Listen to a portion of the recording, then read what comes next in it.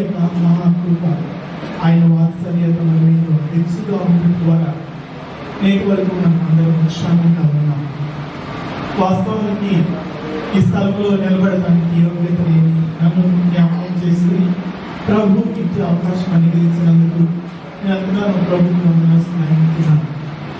అయితే వాక్యంలోకి మిమ్మల్ని నడిపించే ముందు కొన్ని మాటలు మీకు హృదయంలో ఉంచాలని నా ప్రయత్నం మాత్రమే. మీకు తరచుగా విన్నటువంటి ఈ మాటలు లోంచి కొన్ని మాటలు ఈరోజు చేస్తున్నాను. కేవలము ప్రభు మాత్రమే మాట్లాడాలి. నా మాటల వలన ఎవరికి ప్రయోజనం ఉంది, కానీ ప్రభు మాట్లాడితేనే మనకు ప్రయోజనం. 10 నిమిషాలు మీరు మీ యొక్క జాగ్రత్తలే మీరు వినాలని కోరుతున్నాను. వాస్తవానికి 10 నిమిషాలు మాత్రమే నేను మిమ్మల్ని వాక్యం నడుచుకొని మాటలు మీకు చూపించాలని ఇష్టపడుతున్నాను. ఆత్మీయ జీవితం, విశ్వాస జీవితంలోనికి అడిగిపెట్టిన మన జీవితాల్లో సార్థకత అనేది సంతరించుకోవాలి. చెప్పండి, ఏమంటది? సార్థకత అంటే ప్రతిఫలించుట. మన ఆత్మీయ జీవితంలో కార్య ఆరంభము కంటే కార్య అంతము. మనం చాలా మార్లు ఈ మాట వింటూ ఉంటాం కదండి. ఆత్మీయ జీవితం ప్రయాణంలో ప్రారంభంలో మనము కొన్ని సంవత్సరాలకి దేవుని అంగీకరించాం, కొన్ని సంవత్సరాల్లో దేవుని నడుస్తున్నాం. మన తుది జీవితము ముగించే సమయానికి ముందుగానే మన జీవితాన్ని ప్రభు సమర్పించుకోవాలి. రక్షించబడిన మనము విశ్వాస జీవితంలో జీవిస్తూ దేవుని కోసం నడుస్తున్నప్పుడు ప్రభువుని మాత్రమే కనుపరిచేవారే ఉండాలి. ప్రభు మాత్రమే మహింపరచబడాలి, ప్రభు మాత్రమే ఘనపరచబడాలి. అందుకని ఒక భక్తుడు ఈ రీతిగా మాట్లాడుతున్నాడు, హెచ్చవలను నేను తగ్గవాలి. చెప్పండి అన్నమాట. ఆయన మాత్రమే మహింపరచబడాలి. దేవుని స్తోత్రం, హల్లెలూయా. ఆయన మాత్రమే హెచ్చించబడాలి. స్తుతులకు పాత్రుడైనటువంటి దేవుడు మాత్రమే స్తుతులు పొందదగిన అర్హుడైనటువంటి వాడిగా మనం ఉంటాం. పరిశుద్ధ గ్రంథంలోంచి మీకు బాగా తెలిసిన ఒక మాట మీ ముందు ఉంచాలని ఇష్టపడుతున్నాను. 2వ దినవృత్తాంత గ్రంథంలో కనుక మీరు తీసుకుంటే 14వ అధ్యాయాన్ని మీకు గుర్తు చేస్తున్నాను. ఈ విషయాన్ని మీరు చాలా మార్లు దైవ సేవకులు మనకు బోధించి ఉండవచ్చు, చాలా మార్లు మీరు అక్కడిక్కడ విని ఉండవచ్చు.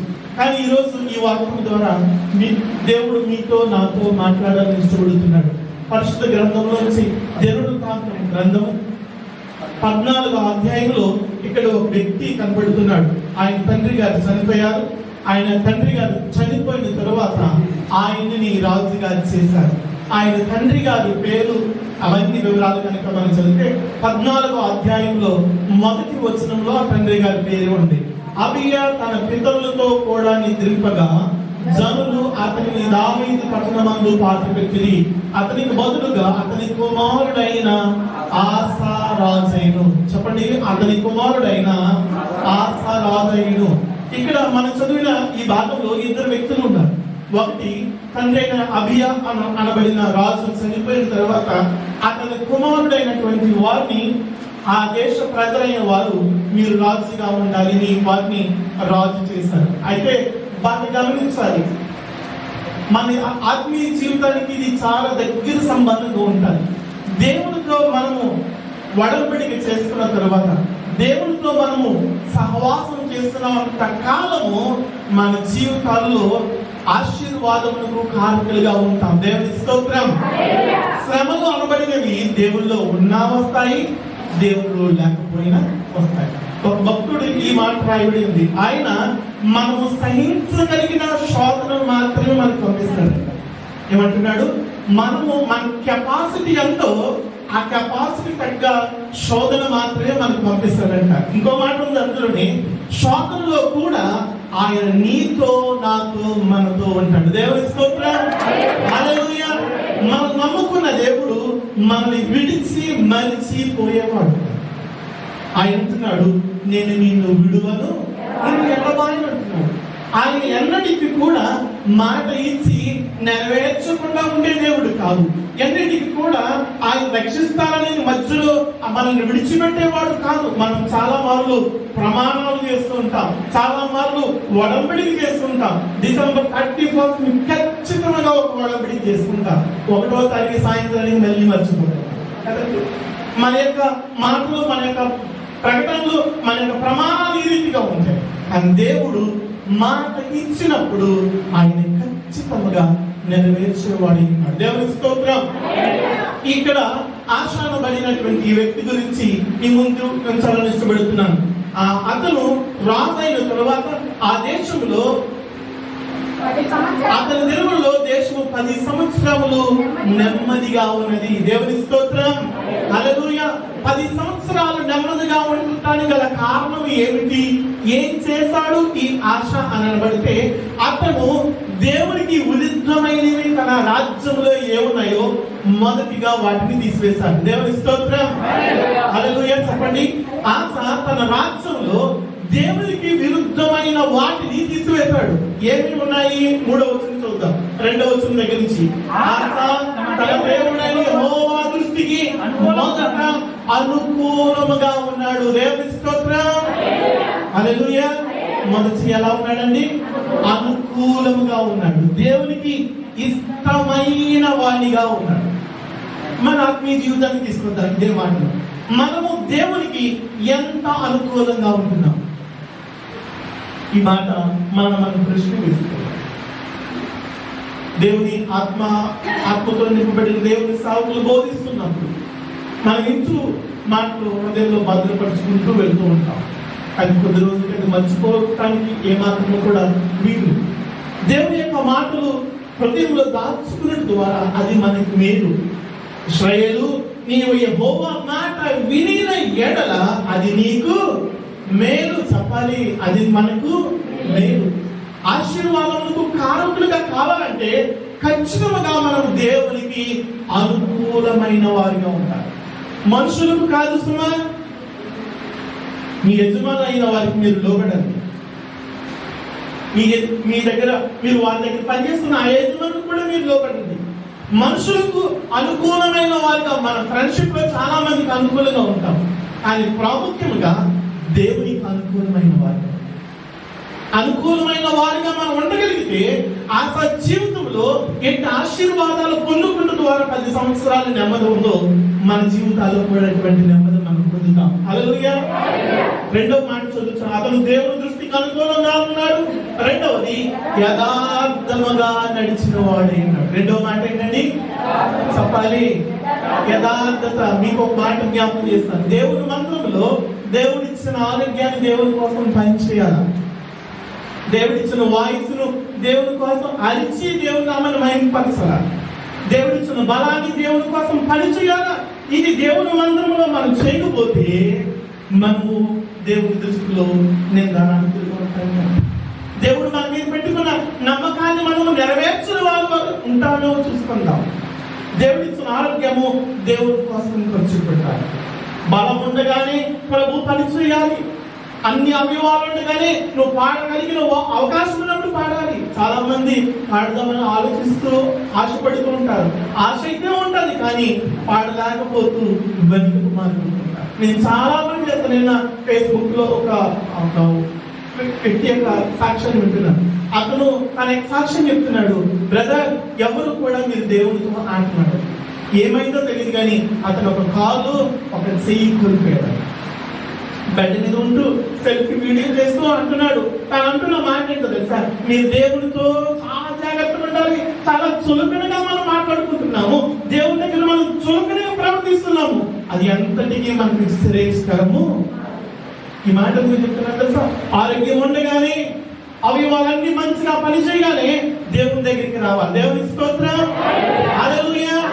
ఆత్మ దేవుని యందు అనుకూలముగా ఉన్నాడు. 2వది యథార్థవంతుడిగా ఉన్నాడు. 3వ చదువుదాము. అన్య దేవతలను బలిపీఠములను పడగొట్టి ఉన్నత స్థలములను పాడు చేసి ప్రతిమలను కొట్టివేయించి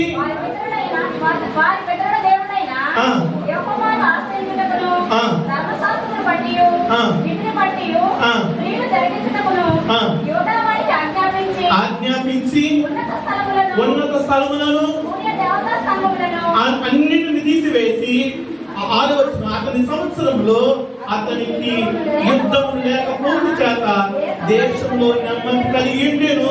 యెహోవా అతనికి విశ్రాంతి దయచేయుచుండగా అతడు యోధా దేశ ప్రాకారం గల పట్టణమును కట్టించును. దేవుని స్తోత్రం. చాలా మాటలు వింటున్నాం. ఆయన దేవతా స్తంభము తీసివేశాడు. అక్కడ ఉన్నటువంటి అన్య సంబంధమైన దేవత ఆ యొక్క ప్రతిమలన్నీ తీసివేశాడు. ఇదే మాటను మనం జ్ఞాపకం చేసుకోవాలి. మన జీవితంలో ఉన్న దేవునికి ఆటంకం కలిగించేవి, మన జీవితంలో ఉన్న దేవుణ్ణి బాధ కలిగించేవి మన ఏమన్నా ఆలోచించున్నాను. కీర్తనాకారుడు అంటున్నాడు, ప్రభువా నీ ఆయాసకరమైన మార్గం తీసివేయి. దేవునికి ఆయాసము కలిగించేవి మన జీవితంలో ఉంటాయి. మాటల వల్ల, చూపుల వల్ల, తలంపుల వల్ల ప్రభుని ఎప్పటికప్పుడు ప్రతి దినము మనం దుఃఖిస్తునే వారిగా చేస్తున్నాం, బాధ కలిగించే వారిగా మనం మారిపోతున్నాం. ఈ సంగతి తెలియదు కానీ నా వరకు నేను చెప్తున్నాను. ప్రభుని ఎప్పటికప్పుడు నేను దేవునికి ఏదో ఒక మాట ద్వారా, తలంపుల ద్వారా, క్రియల ద్వారా దేవునికి ఎప్పటికప్పుడు బాధ కలిగించే వాళ్ళు నేను కూడా ఉంటున్నాను. కీర్తనకారుడు అంటున్నాడు, ఆయాసకరమైన మార్గము నా యందు ఉన్నది, నిత్యమైన మార్గములు నన్ను నడిపించు. ఆశ తన యొక్క దేశంలో ఉన్న ప్రతిమలన్నిటిని తీసివేశాడండి. తన రాజు అయిన తర్వాత దేవుని దగ్గర యథార్థంగా ఉన్నాడు, అనుకూలంగా ఉన్నాడు. అన్నిటితో పాటు దేవునికి విరుద్ధమైనవి తన రాజ్యంలో ఏమున్నాయో తీసివేశాడు. దేవుని స్తోత్రం. నీవు నేను మన రాజ్యం, మన యొక్క హృదయం అనబడిన వాటిల్లో దేవునికి అహిస్తము కలిగించేవి, దేవుని నామానికి మహిమ కాకుండా అడ్డుపడు ఏదైనా సరే అది మనకి విగ్రహం, అది తీసివేస్తాం. దేవునాన్ని బాధ కలిగించేవారుగా, దేవుని దుఃఖపరిచేవారుగా నీవు నేను మారిపోతున్నాను. మన జీవితంలో అన్ని సంవత్సరాలు నెమ్మదిగా ఉంటాను గల కారణం ఏంటో తెలుసా? దేవుని యొక్క చిత్తములోనికి వెళ్ళిపోయాడు. ఆశ ప్రారంభంలో ఎంతో నమ్మకత కలిగి ఉన్నాడు. బాగా గమనించాలి. విశ్వాసంలో మనం ఎదుర్కొన్నప్పుడు మనకు అనేకమైన శోధనలు వస్తాయి. దేవుని స్తోత్రం. విశ్వాస జీవితం అంటే పూలబాట మాత్రము కానే కాదండి. విశ్వాస జీవిత ప్రయాణం అంటే ఖచ్చితంగా అది ముళ్ళబాట. గమనించండి.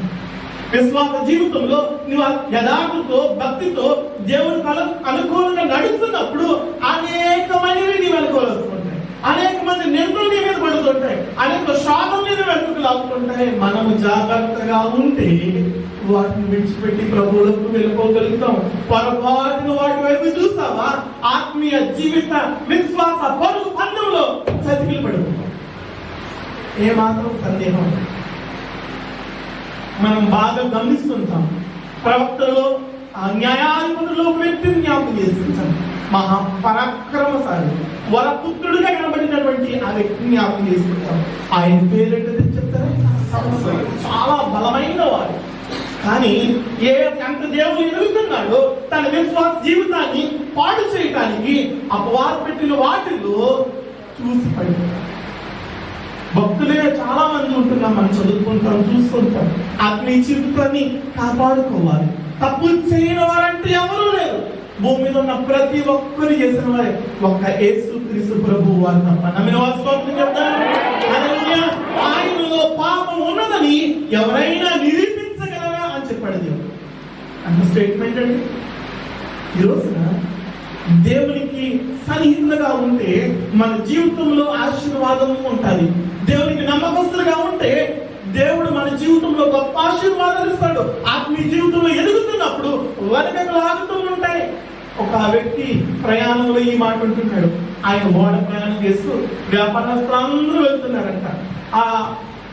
వేరే వేరే దేశస్తులు వారి యొక్క ప్రొడక్ట్, వారి యొక్క సామాన్లు మాకు చూపిస్తున్నారు. ఈ వ్యాపారం నేను చేస్తున్నానండి, ఈ వ్యాపారం నేను చేస్తున్నానండి చెప్తున్నాడు. ఇంకెవరి దగ్గరికి వస్తే అందరూ వారి యొక్క వ్యాపారం ఉన్న సామాన్లన్నీ జాగ్రత్తగా లాక్ చేస్తే ఇండియా వారు మాత్రం లాక్ చేయలేదంట, ఓపెన్ పెట్టేశారు. ఆయన అందరూ చూపిస్తున్నారు, ఇది నీ ప్రొడక్ట్? అవునండి, చాలా సెక్యూరిటీ కింద ఓపెన్ చేయండి. ఇండియా వారు వంతు వచ్చినప్పుడు ఇండియా వారు ఒక మాల్ చూపించారు. ఆ మాల్ లో ఏమున్నదంట? ఒక పెద్ద గంగాలం ఉంది, దాని నిండా పీతలు ఉన్నాయంట. ఏమున్నాయండి? చెప్పండమ్మా, పీతలు ఉన్నాయి. అందరూ అంటున్నారు మేము ఎంత సెక్యూరిటీగా పెట్టుకున్నాం కదా, మరి ఈ పీతలు ఎందుకు అంత సెక్యూరిటీగా లేదండి? మా దేశంలో ఉన్న పీతలు చాలా తెలివైందండి. ఒక పీత పైకి వెళ్తుంటే 4 పీతలు, చెప్పండమ్మా, 4 పీతలు ఖచ్చితంగా లాగేస్తాయి. నిజమే. విశ్వాస జీవితంలో కూడా ఈ పీతలు కనబడుతూ ఉంటాయి కదా. మన జీవితంలో మన పక్కనే ఉంటది, మంచి పీతలా ఉంటది, కానీ తన స్వభావం ఎప్పుడు ఉంటది అంటే ఆత్మీయ జీవితంలో నీవు దేవుడు ఎదుగుతున్నప్పుడు నిన్న ఆత్మాలు వచ్చింది, చాలా ప్రార్థన చేస్తున్నాను, ఇది ఒక రకమైన పీత. నిన్న కాక మొన్న వచ్చింది, నా కన్ను వెనకాల వచ్చింది, భాషలో మాట్లాడుతుంది, ఇది వారవలేని పీత. ఆత్మీయ జీవితంలో ఎదుగుతున్న వారిని చూసి వారవలేని చాలా మంది ఉండిపోతున్నారు. ఎందుకు వారిని ఎదైనవరు వేరే ఎదగరు. ఇదే రకమైనటువంటి వారు ఉంటున్నాం. అతను చెప్తున్నాడు, అతను రాజ్యంలో ఉన్న వారికి అన్నిటినీ తీసివేస్తున్నాడు. దేవుని స్తోత్రం. మన ఆత్మీయ జీవితంలో ప్రభుని అడ్డుపడేది, ప్రభుని సమీపంగా రానుకుండా ఏదైతే వెనుకకు లాగుతుందో అది మనం విడిచిపెట్టుకోవాలి. దేవుని స్తోత్రం. శోధనలు వస్తున్నాయా? శోధనలు వచ్చిన మంచిదే. శోధన సహించడం వలన నీవు సువర్ణంగా మారు. హల్లెలూయా. నేను వెళ్ళే మార్గము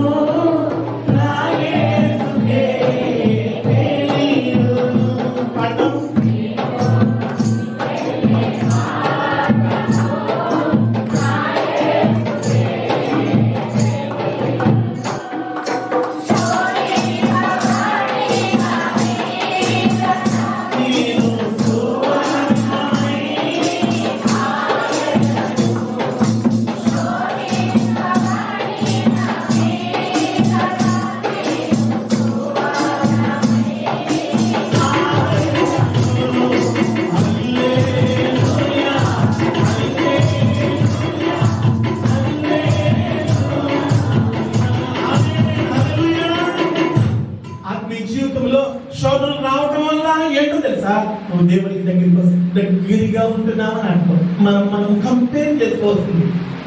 చాలా మంది మాట్లాడుతున్నారు, దేవుళ్ళు అంగీకరించిన తర్వాత, దేవుళ్ళు ఉన్న తర్వాత నాకు ఏ విధమైన డిస్టర్బెన్స్ లేవండి, నాకు ఏ విధమైన ప్రాబ్లమ్స్ లేవండి అంటే నీ ఆత్మీయ జీవితంలో దేవుడికి ఇంకా అనుకూలంగా మనం దేవుడికి దగ్గరగా అయిన తర్వాత ఏ విధమైన శోధన లేవా అంటే నీ ఆత్మీయ జీవితంలో ఎక్కడో ఒకటి ఇంకా వాడి దేవుడికి సమీపస్తులైన ప్రతి ఒక్కరూ, దేవుని అభివృద్ధి అవుతున్న ప్రతి ఒక్కరూ శోధనలో పడి తీరుతారు. ఖచ్చితంగా శోధనలో దేవుడు మనకి తప్పించుకునే ఆలోచన ఇస్తాడు. దేవుని స్తోత్రం. హల్లెలూయా. ఆ పదం రాజ్యం అంతటిలో ఉన్నటువంటి వాటన్నిటిని తీసివేశాడు. ఇంకొక మాట ఏం చెప్తున్నాడంటే, ఆశ తన రాజ్యం అంతటి మీద అధికారంతో ఉంటూ ఒక ప్రకటన చేశారు. యోధవారులారా, మీరందరూ కూడా యెహోవానే సేవించాలి. దేవుని స్తోత్రం. ఈ రోజున ఈ ప్రకటన మనం అనుభవం చేస్తున్నాం. సువార్త ప్రకటనలో నీ బాధ్యత ఎంతవరకు ఉంటుంది? ఆత్మీయ సువార్త ప్రకటించడంలో నీ వంతుగా నువ్వు ఎంతవరకు దేవుని సువార్తను ప్రకటించావు? ఒక్కసారి మనం ప్రశ్న వేసుకోవాలి. నేను చెప్పాను కదా, ఇది మన ఆత్మీయ జీవితానికి చాలా దగ్గరగా ఉంటుంది, చాలా దగ్గరగా ఉంటుంది. తన సువార్తను తన రాజు నుండి కూడా తన యొక్క రాజ్యం అంతటిను దేవుని వైపు తిప్పడానికి తన యొక్క రాజధికారాన్ని ప్రకటన పెట్టి సువార్తను ప్రకటించిన ఆశ. దేవుని స్తోత్రం. నేటి దినాల్లో నీవు ఉద్యోగం ఈ దేశానికి వచ్చావు, ఈ దేశంలో ఉద్యోగం నిమిత్తం కష్టపడి పనిచేస్తున్నావు, నీ కుటుంబాన్ని పంచుకుంటున్నావు, మంచిదే. అవకాశం ఇచ్చిన దేవుని కోసం నేను ఎంతవరకు పనిచేస్తున్నావు? ప్రశ్న మనం ఇస్తాం. ఎవరైనా ఈ మాట అన్నారంటే ఆ ఉద్దుతామండి కావుగాను అసలు ఆ నిద్రలో కూడా మనం ఖచ్చితంగా కనపడిపోతాం. మన టాలెంట్ అంతా అక్కడ ఉపయోగిస్తాం, కానీ మన టాలెంట్ అంతా దేవుని కోసం, మనకిచ్చిన బలము దేవుని సువార్తను ప్రకటించడం కోసం ఉపయోగిస్తారు. ఆ రాజ్యంలో అంత బాగానే ఉన్నది, చాలా దేవుళ్ళు ఎదుగుతున్నారు. బాగా గమనించండి, ఎప్పుడైతే దేవుళ్ళు ఎదుగుతున్నామో అప్పుడు శోధనలు వస్తాయి. అక్కడ కూడా శోధన వచ్చింది. 9వ వచనం చదువుతున్నాం. పురుషుడైన యెహోవా మీద దండెత్తి 1000 మంది సైన్యము 300 మంది రథములు కూర్చుని బయలుదేరి రెడీగా ఉన్నాడన్న మాట ఎవరు విన్నారో తెలుసా? ఆశా విన్నారండి. తన రాజ్యం కన్నా బలమైన రాజ్యం వారు రెడీగా ఉన్నారు. వీళ్ళ రాజ్యం చాలా చిన్నగా ఉన్నది, కానీ ఆశ ఎదుటి రాజును చూసి భయపడలేదు. తన యొక్క సామాగ్రిని రెడీ చేసుకోవలేదు. ఏం చేశాడో తెలుసా? ఏం చేస్తాడు? 11వ వచనం, ఆశ తన దేవుడని యెహోవాకు మొదలు పెట్టాడు. దేవుని స్తోత్రం. మనం జ్ఞాపకం చేసుకోవాల్సింది ఇది, మన ఆత్మీయ జీవితానికి గుర్తు చేసుకోవాల్సింది ఏంటో తెలుసా? శ్రమ రాగానే దేవుని విడిచి వెళ్ళిపోతూ ఉంటాం. శ్రమ తటస్థించగానే, శ్రమ కనబడగానే, శోధన కనబడగానే ఏది ఆపేస్తామో తెలుసా? మొట్టమొదటిగా దేవునితో సంగతి ఆపేస్తాం. దేవుని దగ్గరికి ప్రార్థన చేయాలనే ఆలోచన ఆపేస్తాము. ఎవరి దగ్గరకో మనం పరిగెడుతుంటాం. ఆ పరిగెట్టే ముందు ఒక్క మాట ప్రభు దగ్గర అడిగాలేమా? ఒక్క మాట ప్రభు దగ్గర, ప్రభువా నా పరిస్థితి ఇది అని మన ప్రభు దగ్గర చెప్పుకుని మనం పరిగెట్టలేదు. కారణం తెలుసా? మన యొక్క మనస్సును అనేక రీతిగా అల్లడి చేస్తున్నట్టుగా కనబడుతూ ఉంటది. శ్రమను చూసి మనం భయపడిపోతూ ఉంటాం. కానీ గమనించాలి, శ్రమగా తీసివేయగలిగిన బలమైన దేవుడు మనకున్నాడు. దేవుని స్తోత్రం. హల్లెలూయా. ఆయనకు భయపడాలి మనం, మనుషులు కాదు. శ్రమను చూసి శ్రమం కాదు. ఆశ భయపడలేదు, కానీ ఆశ ప్రార్థన చేయడం ప్రారంభించాడు. దేవుని స్తోత్రం. ఆశ ప్రార్థన చేయడం ప్రారంభించాడు. ఆశ మాత్రమే కాదు, తన రాజ్యం వారందరూ కూడా ప్రార్థన చేయడం మొదలెట్టాడు. దేవుని స్తోత్రం. ఇక్కడ మన జీవితానికి అందించుకుంటే మనం ప్రార్థన చేస్తున్నాము, కుటుంబం కోసం పని చేస్తున్నాము, మంచిదే. ఎక్కడి నుంచి ఇండియాకు డబ్బులు పంపారు కదా, జాగ్రత్తగా ఉంటున్నారు, అన్ని చెప్తున్నాము. ఆత్మీయ జీవితం గురించి ఎప్పుడైనా ఎంక్వైరీ చేస్తున్నా? నాన్న ప్రార్థన చేసుకుంటున్నావా? కరెక్ట్గా చచ్చిపోతున్నావా? రోజు వాకింగ్ చదువుతున్నావా? ఆత్మీయ విశ్వాస జీవితం మాటల్లో ఇట్లాంటి మాటలతో మనం ఉండాలి. దేవుని స్తోత్రం. ఇట్లాంటి మాటలతో మన ఆత్మీయ జీవితం నింపబడిపోవాలి. నోరు తెరిస్తే దేవుని ఆయాస కలిగించే మాటలు ఉంటున్నాయేమో, దేవునికి మహిమ తెచ్చే మాటలు ఉంటున్నాయో మనం పరిశీలన తీసుకుంటాం. అక్కడ తన యొక్క ఆయన పేరు ఆశ, తనతో పాటు తన రాజ్యమంతా మోకరించి ప్రార్థన చేస్తున్నారు. యెహోవా 11వ వచనం, యెహోవా విస్తారమైన సైన్యము చేతిలో ఓడిపోకుండా బలము లేని వారికి సహాయం చేయటానికి నీకన్నా మాకు ఎవరు లేరంటున్నాడు. దేవుని స్తోత్రం కదా. హల్లెలూయా. బలం లేనటువంటి వారు నాయనా, బలం లేనటువంటి వారు నీకన్నా బలవంతులు మా జీవితంలో లేరు. సైన్యము చేతిలో ఓడిపోకుండా మా పక్షముగా బలహీనమైన మా పక్షముగా ఉండే బలమైన దేవుడు నీవే తండ్రి అని ప్రార్థన చేస్తున్నాడు. నీకు ఇష్టమైతే ఆ దేశ రాజును నీ మీద జయము పొందని అంటున్నాడు. దేవుని స్తోత్రం. హల్లెలూయా. వారు చేస్తున్న దేవుడు మా పక్షం కొన్నాడు కాబట్టి వారు అంటున్నారు, అటువంటి చిన్న రాజు నీ మీద జయము పొందుకుంటూ. హల్లెలూయా. విశ్వాస జీవితానికి బాగా దగ్గర సంబంధం ఉంటారు. దేవుడు వారి ప్రార్థన ఆలకించాడు. 12వ వచనం, యెహోవా ఆ కూషీయులు ఆశ ఎదుట యోధావారి ఎదుట నిలువనీయక వారిని మొత్తినందున వారు పారిపోయింది. దేవుని స్తోత్రం. హల్లెలూయా. ఆశ చేసిన ప్రార్థన, తన సైన్యం వారు చేసిన ప్రార్థన, తన ప్రజలు చేసిన ప్రార్థన ద్వారా గొప్ప విజయము దేవుడు వారి ఖాతాలో వేశాడు. బలమైన సైన్యము బలహీనమైన సైన్యం ఎదుట నిలవలేక పారిపోవడానికి గల కారణం వారి పక్షముగా యెహోవా ఉన్నాడు. దేవుని స్తోత్రం. వారి పక్షముగా దేవుడు ఉన్నాడు. నీ నా పక్షముగా కూడా దేవుడు ఉన్నాడు. నీవు నేను చూసింది ఏంటో తెలుసా? శ్రమను చూసి మనం భయపడుతున్నాం, శోధన చూసి మనం భయపడుతున్నాం, బలహీనతను చూసి భయపడుతున్నాం. అని దేవుడు మన పక్షముగా ఉన్నాడు. కీర్తనలో ఒక పాట ఉంటుంది కదా, యెహోవా నా బలము.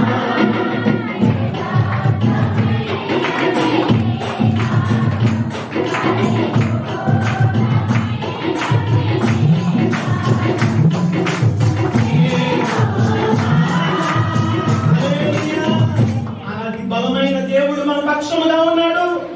మనం భయపడుతుంటాం. ఇక్కడ వరకు మనం జాగ్రత్తగా అర్థం చేసుకోవాలి. తనతో పాటు మోకారింపజేశాడు ఆ రాజ్య ప్రజలను.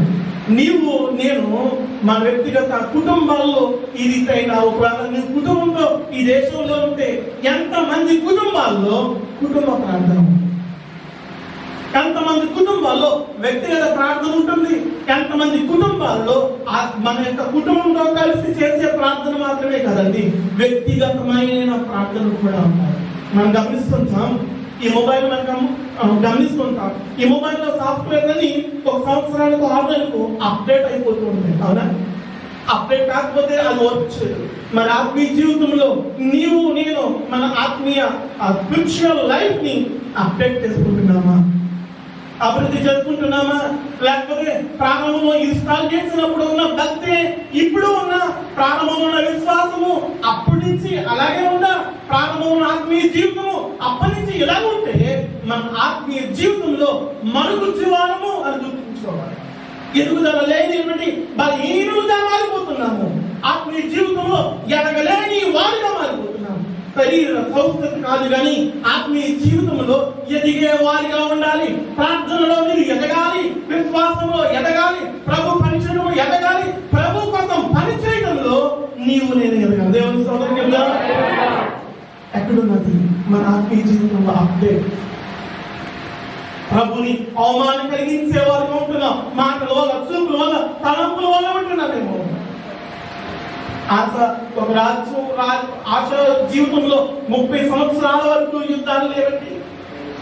35 సంవత్సరాల వరకు యుద్ధం లేదు.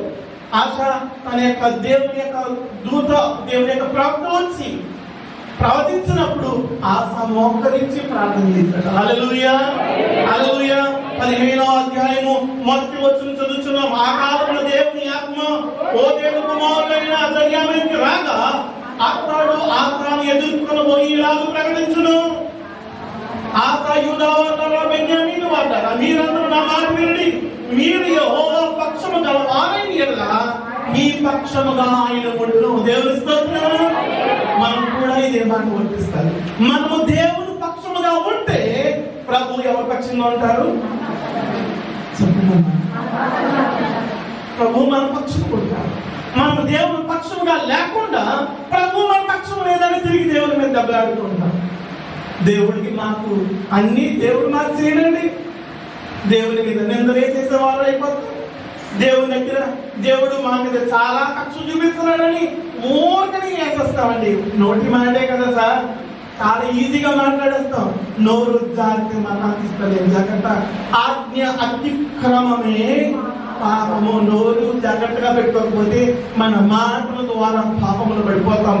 దేవదూషణ అనేది అది ఎంత మాత్రము మంచిది కాదు గుర్తు చేసిన.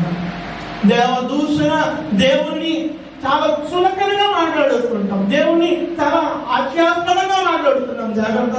మన మాటల ద్వారా దేవుణ్ణి మహిమపరచాలి కానీ దేవుణ్ణి అవమానపరిచే రీతిగా మన మాటలు ఉంటుందేమో. యోధవారికి ప్రకటన చేయగా యోధవారందరూ కూడా దేవుడి వైపు ఉంటామని నిర్ణయించుకున్నారు, ప్రార్థన చేశారు. అక్కడ ఎత్తుగా ఒక సైన్యం వచ్చింది, విస్తారమైన సైన్యం వచ్చింది. ఆ సైన్యం చేతిలోంచి కూడా దేవుడు వారికి విజయం ఇచ్చాడు. ఇంకో మాట చెప్పుకున్నా, ఆ సైన్యం వారు ఆ దేశంలో పడి తెచ్చిన కానుకలు, దోపుడు సొమ్మంతా కూడా వారి ఎదుట నిలవలేక వెళ్ళిపోయినప్పుడు అక్కడ విడిచి పారిపోయిన తర్వాత విస్తారమైన సమృద్ధి యోధా వారికి వచ్చేస్తున్నాడు. దేవుడి స్తోత్రం. చాలా సమృద్ధి కలిగిపోయాడు. అక్కడ ఆశ చాలా తెలివిగా ఏం చేశాడంటే విలువైన బంగారం తీసుకెళ్లి దేవుని మందిరంలో పెట్టించాడండి. అప్పటి వరకు తన రాజ్యంలో నెమ్మదిగానే ఉన్నాయి.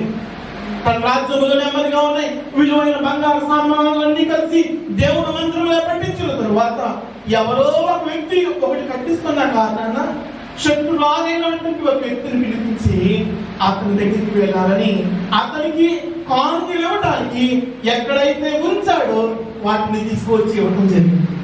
ఆ విషయంలో దేవుని అవమానపరిచాడు. దేవుని అవమానపరచడం ద్వారా యెహోవా ఆత్మ హనని అనబడిన దేవుని ప్రవక్త మీదకి వచ్చి ప్రవక్త మాట్లాడుతున్నప్పటికీ కూడా ఆశ అప్పటి దాకా దేవుడు చాలా నమ్మకస్తుడిగా ఉన్నాడు. బలం వచ్చింది, ధనం వచ్చింది, కీర్తి వచ్చింది, ఆస్తి అంతా అభివృద్ధి అయింది, రాజ్యం అంతా అభివృద్ధి అయింది. ఇప్పుడు దేవునికి దూరం అయిపోతాం అనుకుంటాడు.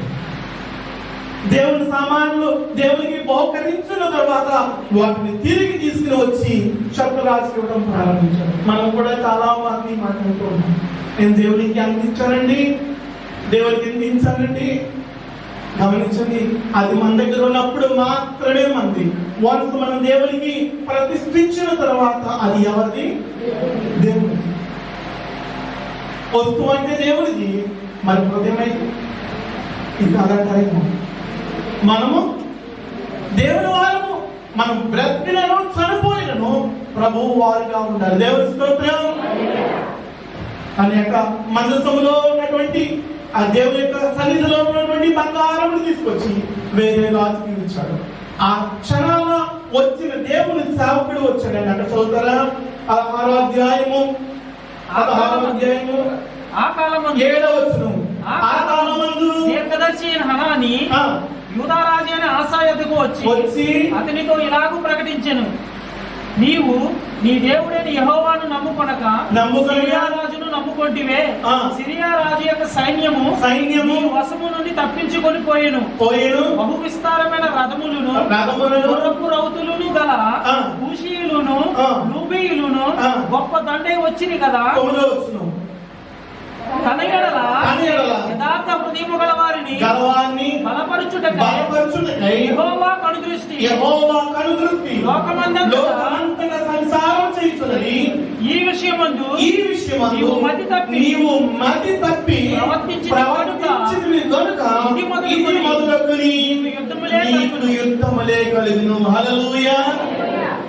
ఎప్పుడైతే దేవునికి దూరస్థులం అయిపోతున్నాడో అలా వెంటనే దేవుడి ప్రవక్త వచ్చాడు.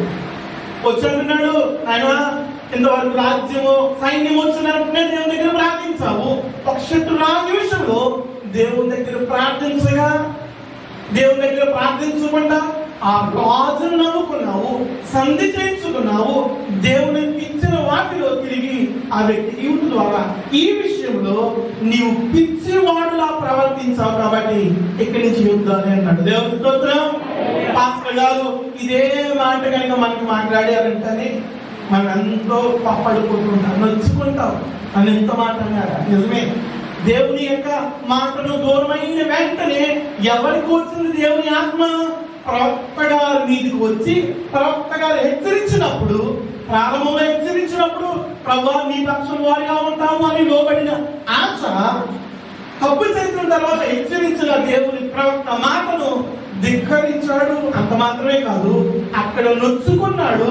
వచ్చిన ప్రవక్త పట్టుకుని చాలాసార్లు వేయించాడు. ఇది రెండో పని. వచ్చిన ప్రవక్తను పట్టుకుని నాకు ఎదురుగా నీవు ఈ మాట మాట్లాడతావా అని అతను తీసుకువెళ్ళి చాలాసార్లు వేయించి బంధించాడు. దేవునికి మంచిగా ఉన్నా అనుకుంటున్నాము, ఒక్క పాయింట్ కనుక, ఒక్క అడుగు కనుక మనం దేవునికి దూరం అయిపోతుంటే మన ఆత్మీయ జీవితంలో అంచెలంచెలుగా దినమనబడి దినము దేవునికి దూరం అయిపోతూనే ఉంటాం. బాగా గమనించండి. దేవుడితో నీవు, మనతో దేవుడు, దేవుడితో మనము సహవాసము కలిగిన వారుగా ఉండాలి. అంటు కట్టబడిన వారిగా ఉండాలి. ఎప్పుడైతే ఇలా దేవుడితో ఉంటామో మనకి దేవుడు సహాయకుడిగా ఉంటాడు. ఎప్పుడైతే నీకు దేవుడికి అడ్డుగా ఖాళీ వస్తుందో ఈ ఖాళీలోనికి అపవాదం వస్తాడు, అనేకమైన శోధన పెడతాడు.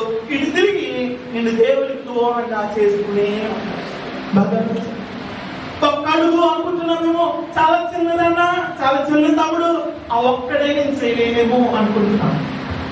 అన్ని చేసిన మనము ఆ ఒక్క దగ్గర అపవాదికి ఎందుకు చూడవాలి? ఆ ఒక్కటి కూడా మనం చేస్తే మన జీవితంలో సంపూర్ణమైన ఆత్మీయ జీవితాన్ని సంపాదించుకుంటాం కదా. సంపూర్ణంగా నూరంతలుగా మనం ఫలించబడటానికి అవకాశం ఉంటుంది కదా. అపవాదికి ఎందుకు చోటు ఇస్తున్నాం? అపవాదికి ఎందుకు చోటు ఇస్తున్నాము? ఆత్మీయ జీవితంలో, మన యొక్క ఆత్మీయ జీవితంలో ఎక్కడ పడిపోతున్నామో దేవుని సేవకుడు ప్రకటించినప్పుడు, హెచ్చరించినప్పుడు, దేవునికి లోపడవలసినటువంటి లేనటువంటి ఆశ దేవుని ప్రవక్తను తీసుకువెళ్ళి సరసాలు వేశాడు. కారణం ఏంటో తెలుసా? ఈ విషయంలో అతడు పిచ్చివాడులా ప్రవర్తించాడు. ఇదే మాట మనకు వస్తుంది. మనము కూడా చాలా మార్లు దేవుని మాట విన్నాం. దేవుని సేవకులు మాట్లాడుతున్నప్పుడు మనం దేవుని సేవకుల మాటలు ధిక్కరిస్తూ ఉంటాం. దేవుని సేవకులు చెప్తున్నప్పుడు పాస్టర్ గారు నన్ను ఈ మాట అన్నారండి, జీర్ణించుకోలేకపోతూ ఉంటాం. గమనించండి, దేవుని సేవకుడు నీతో మాట్లాడినప్పుడు అది దేవుడు నీతో మాట్లాడుతున్నాడని గమనించాలి. నమ్మిన వారు హల్లెలూయా. పాస్టర్ గారు కాదు, పాస్టర్ గారిలో ఉండి దేవుడు మాట్లాడుతున్నాడు. అప్పుడు ప్రారంభంలో మాట్లాడినప్పుడు లోబడినటువంటి ఆశ తన చివరి దినాల్లో వచ్చి తప్పు చేసినప్పుడు హెచ్చరించిన ప్రవక్త మాటకు లోబడలేకపోయాడు. దేవుని మాటకు చోటివ్వలేనటువంటి ఆశగా ఉన్నాడు. వెంటనే దేవుని కోపం రగులుకున్నది.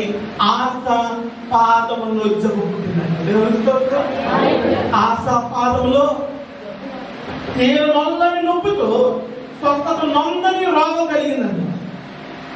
రోగం కలిగినప్పుడు కూడా ఆశ ఏం చేయాలా?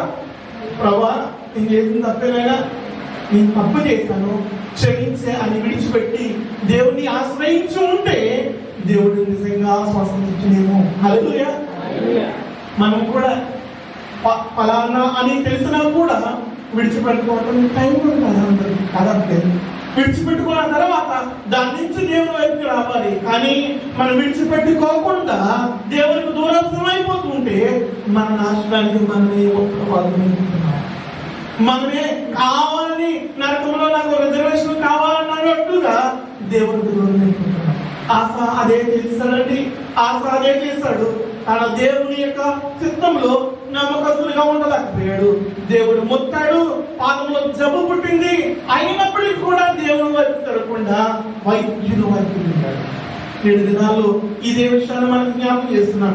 ఆత్మీయ జీవితంలో తీరనొల్లని నొప్పుతో విడిచిపట్టని ఏదైనా బలహీనత, విడిచిపట్టని ఏదైనా ఆ రోగము మన మీద ఏలుబడి చేస్తుంటే ఎవరి వైపు వెళ్ళాలి? ప్రభు వైపు వస్తే మనకు విమోచన కలుగుతుంది. ప్రభు వైపు వస్తే మనకు క్షమాపణ కలుగుతుంది. ప్రభు దగ్గరికి వస్తే మనము నిందారహితులుగా, నిరపరాధులుగా దేవుడు తీరుస్తాడు. మన శిక్షను మన పక్షముగా ఆయన అనిపిస్తాడు. కాబట్టి మనకు విడుదలిస్తాడు. దేవుని స్తోత్రం. 35వ సంవత్సరం వరకు బాగా ఉన్న తన రాజ్య పరిపాలన అంతా ఒకసారిగా కూలిపోయింది. 37వ సంవత్సరంలో ఇంచుమించుగా 40 సంవత్సరాల ముందుగా ఆశ చనిపోయాడు. ప్రారంభంలో ఉన్న విశ్వాసము, ప్రారంభంలో ఉన్న ఆత్మీయ జీవితము, ప్రారంభంలో ఉన్న భక్తి, ప్రారంభంలో ఉన్న ప్రార్థన మధ్యలో వచ్చినప్పుడు ఏమవుతుంది? అంచెలంచెలుగా మనం దేవుడు బలపరచబడాలి. అంచెలంచెలుగా దేవుడితో మనం సహవాసంలో ఉండాలి. దేవుడితో పట్టుబడాలి. కానీ దేవుడు దూరస్తులైపోతుంది. ఒకసారి ఆశను గుర్తు చేసుకుందాం. ప్రారంభంలో విశ్వాస జీవితము ముగింపు వచ్చినప్పుడు విశ్వాసంలో తొట్టిల్లిపోయాడు. దేవుడు దూరస్తులైపోయాడు. నా మాట ముగించేస్తాను. ఒకవేళ నీవు నేను ఏ సందేహం లేదు, మనం ఇంకా పాపంలోనే ఉన్నాం. ఎవరు మన మీద ఏలుబడి చేయాల్సి మన ప్రభు దగ్గర ఒప్పుకుంటే ప్రభు మనం క్షమించాల్సి సిద్ధంగా ఉన్నాడు. నువ్వు మోకరించాలనుకున్నా, నువ్వు ప్రార్థించాలనుకున్నా, నువ్వు అరిచి ప్రార్థనించి ప్రభు దగ్గర గోజాడాలనుకున్నా, నాకు ఇవ్వబడిన సమయంలో మేము గుర్తు చేస్తున్నాను. దేవుడితో వడంబడి చేసుకోవాల్సిన అవకాశం ఉంటే వడంబడి చేసుకుందాం. అలా వంచండి. ప్రభు యొక్క పాదాలకు పట్టుకుంటాం. ప్రభు దగ్గరికి వద్దాం. మరి హీనులైనా అనారోగ్యవంతులు కదా. 10 సంవత్సరాలు నెమ్మదిగా ఉన్నప్పుడు ఉన్న ఆశ విశ్వాసము, 20 సంవత్సరాల నెమ్మదిగా ఉన్న ఆశ విశ్వాసము, 30 సంవత్సరాల విశ్వాసము ఉన్న ఆశ విశ్వాసము, 35 సంవత్సరాలు దాటిన తర్వాత చాలిపోయాడు. ప్రార్థనలో పడిపోయాడు. ఆత్మీయ జీవితంలో కుంటివాడైపోయాడు. నాయన బాబు, మేము కూడా ఆత్మీయ జీవితంలో కుంటివారు అయిపోతున్నాం. నోరు తెరవాలనుకుంటే నోరు తెరవు. ప్రభు దగ్గర పడాలనుకుంటే నీ ప్రాంతం ప్రభుత్వం నిలబడేటట్టుగా బిగ్గరగా తెరిచి ప్రభు దగ్గర అడుగుదాం. ఏసయ్యా, నోరు తెరవాలి, నోరు తెరవాలి, నోరు తెరవాలి, నోరు తెరవాలి. ఏసయ్యని అడుగుదాం, ఏసయ్యని అడుగుదాం. ఏసయ్యా, నోరు తెరిచి అడుగుదాము. బలము, ఆరోగ్యము, శక్తి, స్వరము ప్రభుని అడుగుతాము. ఉపయోగించాలి. నోరు తెరిచి అడుగుదాం. ఏసయ్యా, నన్ను మన్నించు నాయనా. అడుగుదాం, అడుగుదాం, అడుగుదాం. నోరు తెరిచి అడుగుదాం. అమ్మ విడిచిపెడదాము. మనలో ఉన్న బలహీనతలు, మనలో ఉన్న రుగ్మతలు, మనలో ఉన్న ప్రతిదీ దేవుని దగ్గర ఒప్పుకుంటే విడిచిపెడదాం. యేసయ్యా మమ్మల్ని మన్నించండి నాయన.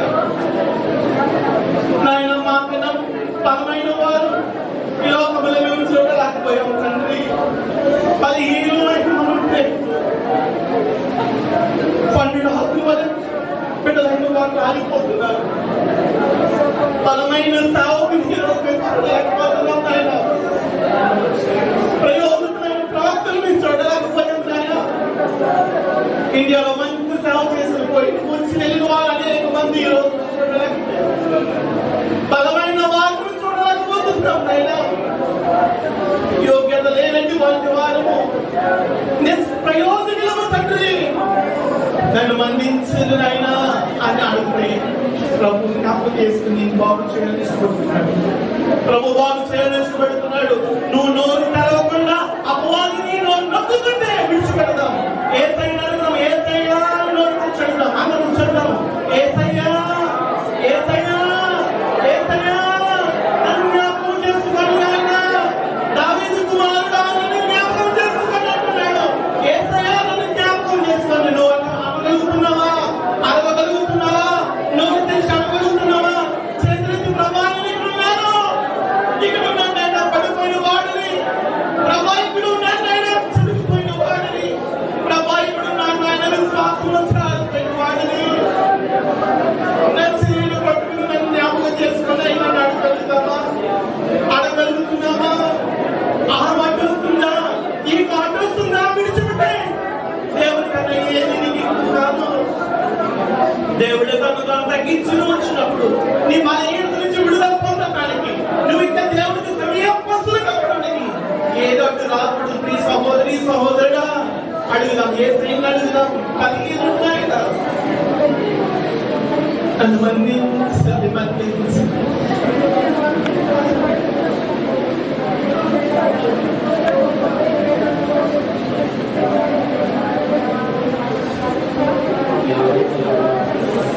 ఎంతకు మనపై ప్రేమను చూపించేసి ఆ శబ్దం నేను పాడుతున్నాను. ప్రభు దగ్గర ధ్యానపూర్వకంగా ఈ పదవ పాటని ప్రార్థించండి.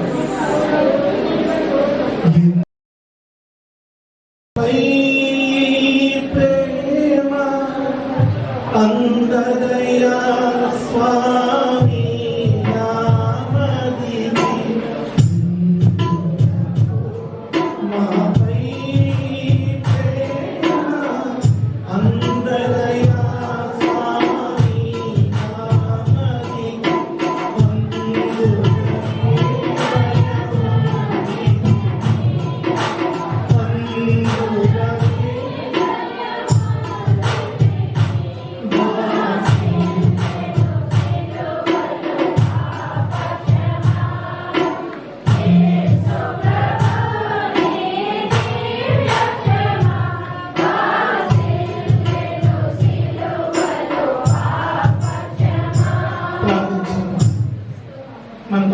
దేవుడి దగ్గర విడిచిపెడితే ఆయన నమ్మదగిన వాడు కాబట్టి మనం జ్ఞాపకం చేసుకుని మనకు విడుదలిస్తాడు. తల్లి అన్న మనం ఏ మాత్రము కూడా సంతోషించద్దు.